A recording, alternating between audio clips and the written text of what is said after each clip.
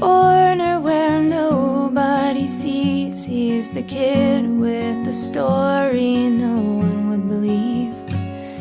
He prays every night, dear God, won't you please, could you send someone here who will love me?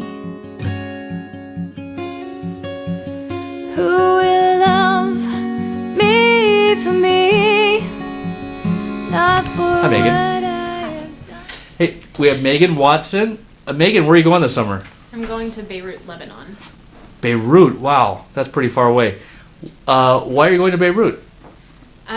It was kind of a surprise location.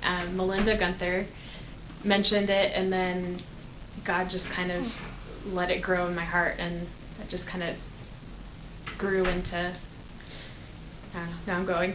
It was very much a surprise. What are you going to be doing when you're there? I'm going to be working at a girls' home, and we're going to be running a summer program for 5 weeks, doing crafts and Bible stories, music. I'm going to be helping lead like their physical activity every day for the 5 weeks, and so a bunch of different activities, and just getting a chance to love on the girls that are there.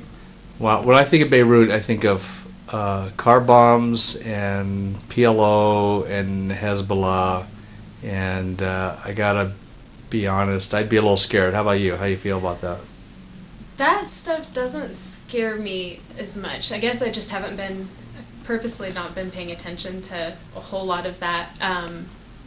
The culture is very different and is going to be a big stretch for me, but I'm not focusing so much on the potential uprisings and and all that stuff.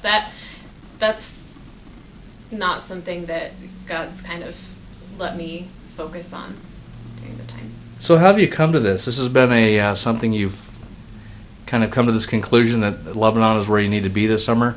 Tell me a little bit about how that's transpired over the last few weeks, months, years.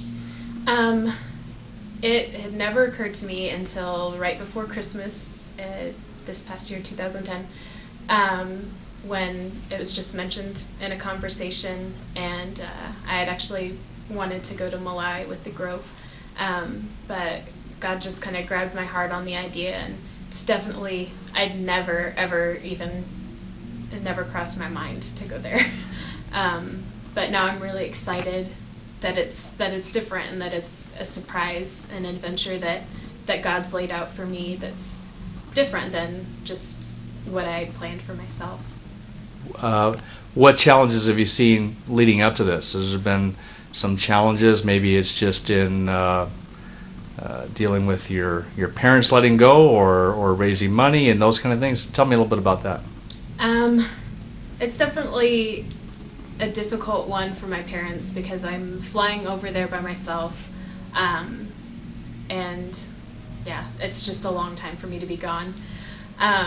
So that's a stretch for them. And then the fundraising, I was nervous for like the first week or two, and then God totally like provided way beyond what I needed.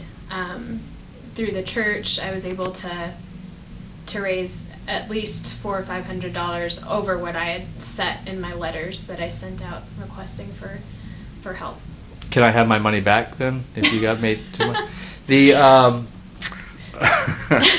That was totally unexpected, right?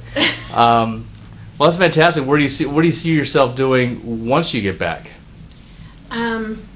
Unfortunately, I have to go back to school for at least another year and finish that out. Okay.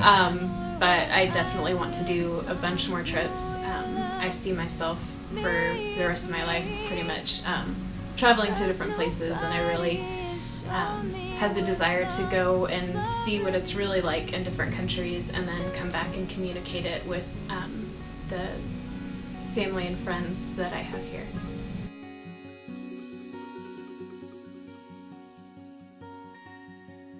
Her office is shrinking a little each day.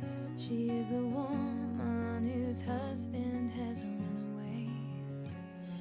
She'll go to the gym after working today. Maybe if she was there. Go ahead. I'm Meagan Watson. I'm going to see the world and change it. And she says, who will love